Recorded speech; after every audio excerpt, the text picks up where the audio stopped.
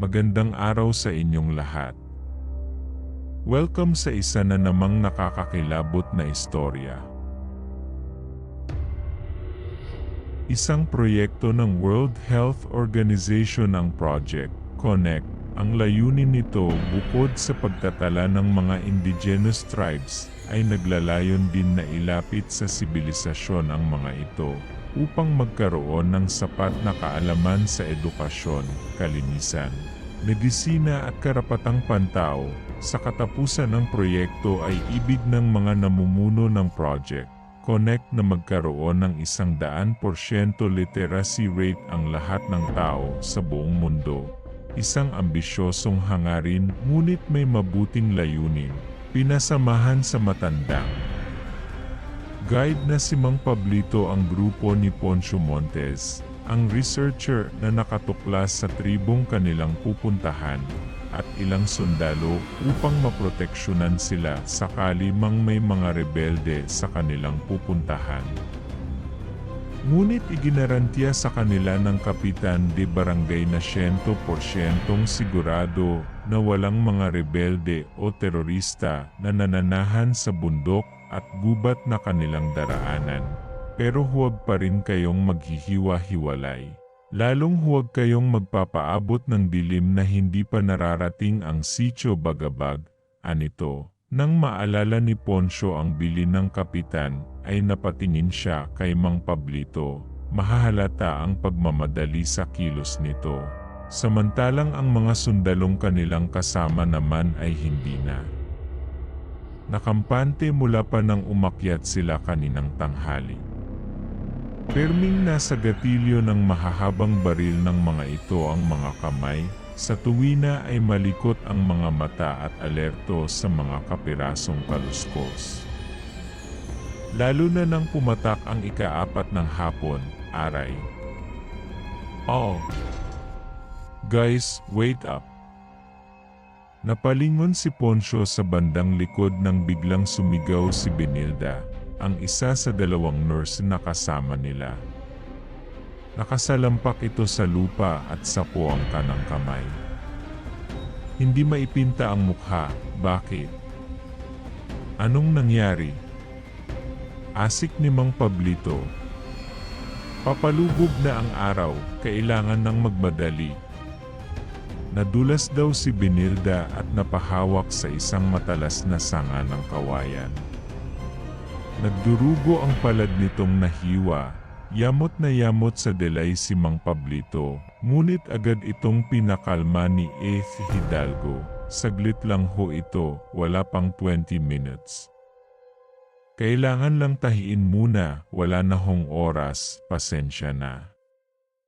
Biglang inagaw ng isang sundalo ang antiseptic sa doktor at pinasirit sa kamay ni Benilda. May dinukot itong bandage sa medkit nito at basta na lamang itinapal sa nakangangang sugat. Agad iyong inalmahan ng doktor ngunit hindi nito iyon pinansin. Mabilisan din itong pinaikutan ng gasa ang kamay ng babae para masecure ang benda. Pagkatapos ay mahigpit na ibinuhol. Inalalayan pa nitong makatayo si Benilda. Tara na, mamaya niyo na lang tahiin ang sugat. Pasensya na ho kayo, pero hindi talaga tayo pwedeng abutin ng dilim dito. Ako na po ang nakikiusap, makisama naman tayo, para sa ating lahat din ito. Makahulugang wika pa nito.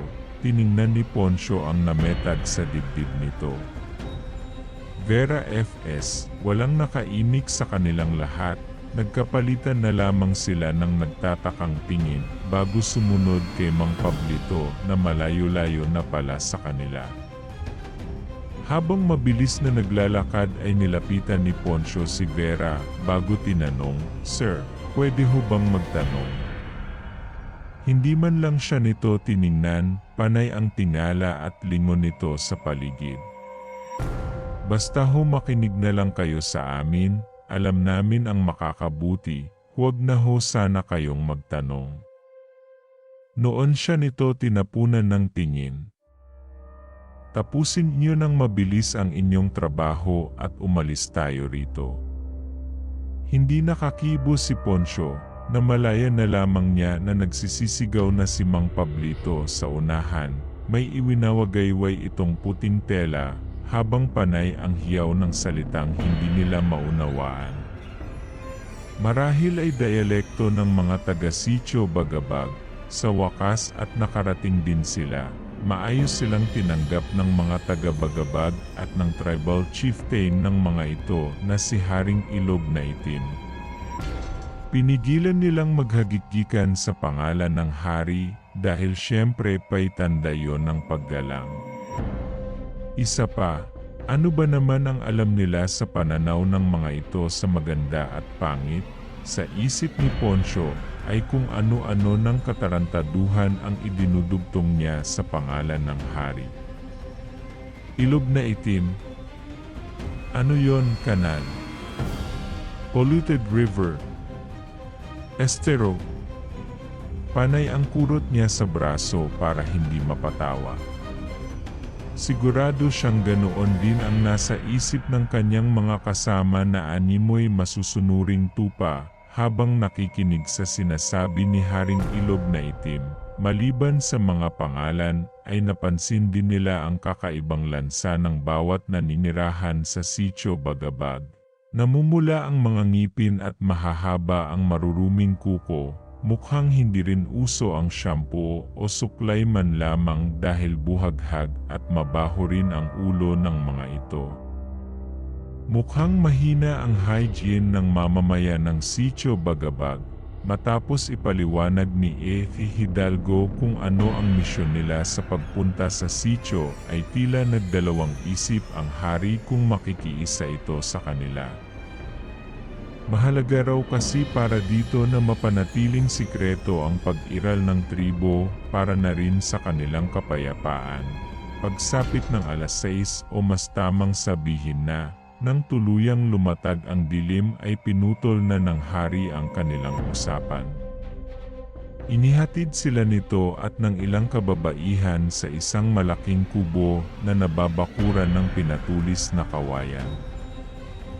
Huwag na raw silang lalabas ng bakuran hanggat hindi pumuputok ang liwanag. Kung gusto raw nilang magluto ay may karne ng baboy ramo na nakatapa sa kusina ng kubo, sila na raw ang bahala. Humingi ito ng dispensa na hindi na sila na ipaghanda ng makakakain dahil gabi na rin silang dumating. Maaga raw kasing natutulog ang mga mamamayan ng Sitio Bagabag. Bukas ng umaga na lamang daw sila ipaghahanda ng mga ito. Pagkaalis ng hari at ng mga kasama nito ay agad na isinara ng mga sundalo ang bakod at nagmamadali silang pinapasok sa kubo. Chill, guys, bakit ba lagi kayong nagmamadali? Ani Benilda. Salubong ang kilay nito habang inaalis ang benda ng kamay. Gawin na lang ninyo ang trabaho ninyo bukas at umalis na tayo rito. Tugon ni Mang Pablito, magluto muna tayo ng tapang baboy ramo, hindi pa ako, huwag. Halos isang tao na pigil ng mga sundalo at ni Mang Pablito. Ikinagulat iyon ng grupo, okay, panimula ni Hidalgo, kanina pa weird ang mga ikinikilos ninyo. Ano bang nangyayari talaga? At tila bilang sagot ay bumasag sa kapayapaan ng gabi ang mga nakapangingilabot na ungol at huni sa buong paligid. Mayroon ding tila baboy na bumubunggo at sumisinga sa may labas ng bakod sa side ni Benilda. Napasiksik ang nurse sa katabi nito. Iyan, Ani Vera, ang mga nakatira dito, nangangay ng tao. Aswang, subukan niyong lumabas nitong bakuran at pagpipiestahan kayo. Ngayon, iyang nasa labas. Naamoy ang dugo sa sugat mo. Itinuro nito si Benilda. Ha? Ako? Ayoko. Mangyak-nyak na anang babae, pagkatapos ay muking binalutan ng benda ang kamay. Ano, makikinig na ba kayo sa amin? Tanong ni Mang Pablito, walang nakakibo ni isa. Huwag kayong mag-alala, wika ni Carding, isa sa mga sundalo. Ang bahay na ito ay tuluyan talaga ng mga bisita nila. Kapag maayos na nagparito at nakitungo sa hari at mga katribo niya ay hindi nila ginagalaw. Pero hindi pa rin tayo sigurado sa tapang baboy ramo na sinasabi nila. Alam nyo na, dagdag ni Vera. Walang kapaghapunan sa grupo ng mga taga-WHO ng gabing iyon, samantalang sina Vera at Mang Pablito ay kumain ng mga dilata para daw may lakas sila pagbaba sa umaga. 4:00 ng madaling araw nang maalimpungatan si Poncio. Naiihi siya, bumangon siya upang sagutin sana ang tawag ng kalikasan ng kanyang maalala kung nasaan sila. Pinigil na lamang niya ang nararamdaman, tutal naman ay mag-uumaga na. Mahihiga na sana siyang muli nang mapansing bakante ang kinapupwestuhan ni Benilda. Inilibot niya ang paningin at nakumpirmang wala nga ang nurse. Ginising niya ang mga kasama at ipinaalam ang nangyari. Nagkagulo ang mga ito at nagsisihan ang mga sundalo. Agad pumulas ang mga ito para lumabas at hanapin ang nawawalang kasama. Ngunit paglabas nila sa kubo ay naroon at nakabantay ang buong tribo Bagabag. Hindi mahanap ni Benilda ang kapayapaan para matulog katulad ng kanyang mga kasama. Wala na ang mga kaluskos at huni pero hindi mawala-wala sa isip niya na napapaligiran sila ng mga aswang. Ano ang kasiguruhan niyang hindi talaga sila atakehin ng mga ito? Hindi pwedeng naroon lamang siya. Kung kampante ang mga kasama niya, pues siya hindi. Habang wala pa ang mga aswang ay kailangan niyang makalayo. Dahan-dahan siyang bumangon at lumabas ng kubo. Pagod na pagod yata ang kanyang mga kasama kaya hindi na siya namalayan. Kahit pa nga ng mga sundalo, nilingon muna niya ang mga kasama bago lumabas at nagtatakbo papasok sa loob ng gubat. Wala na siyang pakialam kung abutin siya ng liwanag sa pagtakbo. Ang mahalaga ay makaalis siya sa bundok na iyon na kuta ng mga aswang. Sana lang ay may maligaw na mga trekkers at makahingi siya ng tulong.